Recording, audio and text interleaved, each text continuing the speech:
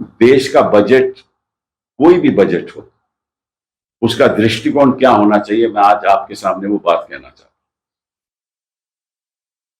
हर देश में बड़े अमीर उद्योगपति लोग भी रहते हैं,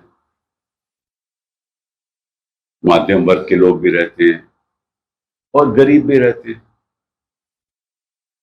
और गरीब की संख्या हमेशा ज्यादा होती है। और बजट का दृष्टिकोण ये होना चाहिए कि किसी तरीके से जो आम आदमी है, जो गरीब है, उसकी आर्थिक व्यवस्था बजट के द्वारा बेहतरी होनी चाहिए। यही बजट का मकसद है। अगर अमीर अमीर होता जाएगा, गरीब गरीब होता जाएगा, तो मैं समझता हूं कि वो बजट किसी काम का नहीं। हिंदुस्तान में यही हो रहा है, अमीर अमीर हो रहा है, गरीब गरीब होता जा रहा है। मैं आपको कोई अपने आंकड़े नहीं दूंगा अभी, मैं श्रम डिपार्टमेंट के आपको आंकड़े देने वाला हूं। जो एग्रीकल्चर लेबर है, दैट इज कृषि की जो लेबर है, उसकी जो, मैं आपको भी श्रम डिपार्टमेंट का आंकड़ा देता हूं कि पिछले 5 साल में उसकी ग्रोथ 0.2% की गति में हो रही है हर साल। और जो नॉन फार्म लेबर है उसकी कमती हो रही है 0.9% पर ईयर। इसका क्या मतलब है कि आपके जो ग्रामीण इलाका है वहां रोजगार नहीं है, कमती हो रहा है नॉन फार्म लेबर का।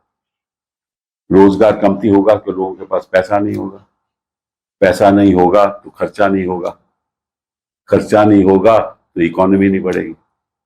ये तो पिछले 5 साल की बात कर रहा हूं।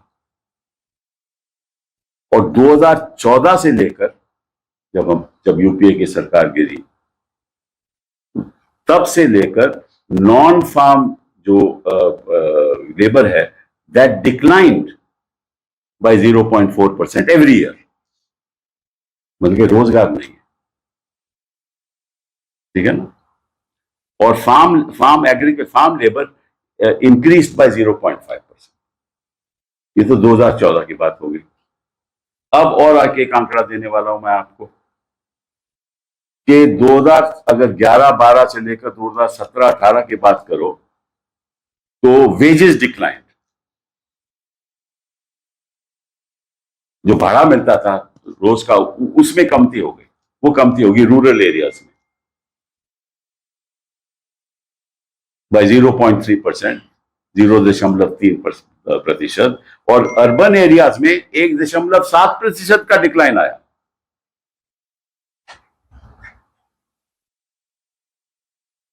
फीमेल एम्प्लॉयमेंट ज्यादा बढ़ गई लेकिन उनकी वेजेस कमती हो गए, उनके भाड़े कमती हो गए।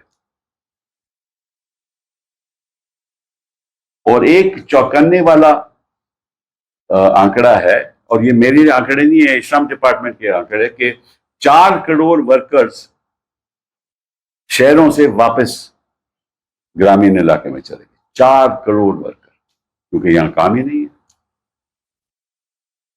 तो अगर आपसे सबसे जो 7% जो आपकी संख्या है, जो अगर ग्रामीण इलाकों में है, उनकी ये हालत है, तो कौन सी बजट की हम बात कर रहे हैं। इनको 10 साल मिले थे, आज 10 साल होने वाले हैं, और ये हालात है हिंदुस्तान का। और ये करते हैं डिजिटल इकोनॉमी की बात, कनेक्टिविटी की बात। इनकी कनेक्टिविटी तो बहुत अच्छी है उद्योगपतियों के साथ, लेकिन जनता के साथ कोई कनेक्टिविटी नहीं है, और हो भी नहीं सकती। तो इनका मकसद ही और कुछ है। सो और किसी देश में अगर प्रगति होनी चाहिए तो कुछ ऐसे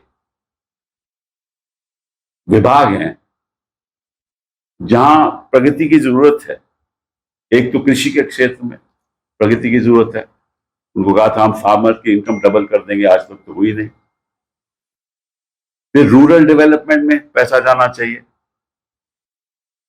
फिर एजुकेशन में जाना चाहिए, शिक्षा में जाना चाहिए, स्वास्थ्य में जाना चाहिए, न्यूट्रिशन में जाना चाहिए। जब तक पैसा इन एरियाज में खर्च नहीं होगा तब तक कभी विकसित भारत बन ही नहीं सकता। ये जो सपने देख रहे हैं 2037 के सपने, 47 के सपने देख रहे हैं, इन इलाकों में खर्चा जरूरी है और इन इलाकों में खर्चा हुआ ही नहीं। एजुकेशन में खर्चा खास हुआ ही नहीं, इनफैक्ट हायर एजुकेशन में खर्चा कम हो गया।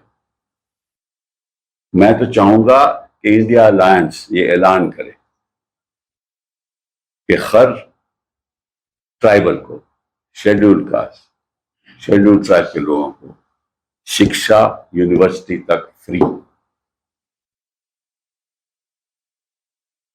अगर हिंदुस्तान को विकसित भारत बनना है, हर महिला को प्राइमरी से लेकर यूनिवर्सिटी तक एजुकेशन फ्री, और बैकवर्ड में जो मोस्ट बैकवर्ड है उसको एजुकेशन फ्री, ताकि जनता अपने पैरों पे खड़ी हो सके और सरकार के पास भीख नहीं मांगे। अगर जनता पैरों पे खड़ी होगी तो सब्सिडी की जरूरत नहीं होगी।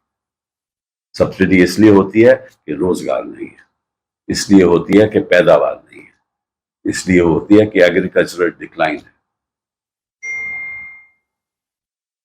और इसकी वजह से कंजम्पशन इकोनॉमी नहीं रहती, क्योंकि हमारा एक्सपोर्ट के तो है ही नहीं, एक्सपोर्ट से तो ज्यादा अर्निंग होती नहीं है। तो हमारी तो इकोनॉमी जो है ना, जो आर्थिक व्यवस्था है, वो तो केवल सर्विस सेक्टर के आधार पर चलती है, जहाँ लगभग 55, 57, 59% लोगों के जीडीपी की संख्या है सर्विस इकोनॉमी की। तो इसका मतलब है कि रूरल एरिया में कोई रोजगार ही नहीं है। तो जनता तो लाचार है ना, बेरोजगार है, और ये बातें बड़ी बड़ी करते हैं कि हमने ये कर दिया। अब ये कह रहे हैं हम फॉरेन इन्वेस्टमेंट लाएंगे, इनके पास अपने पास तो पैसा ही नहीं है, तो कहते हैं हम फॉरेन इन्वेस्टमेंट को बढ़ावा देंगे। और फॉरेन इन्वेस्टमेंट आएगी कैसे और कहां से आएगी?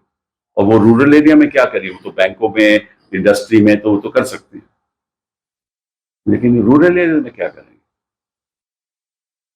तो ये इंटरिम बजट तो है, तो मेरा तो सपना यही है कि इंटरिम सरकार भी होनी चाहिए। बहुत बहुत धन्यवाद।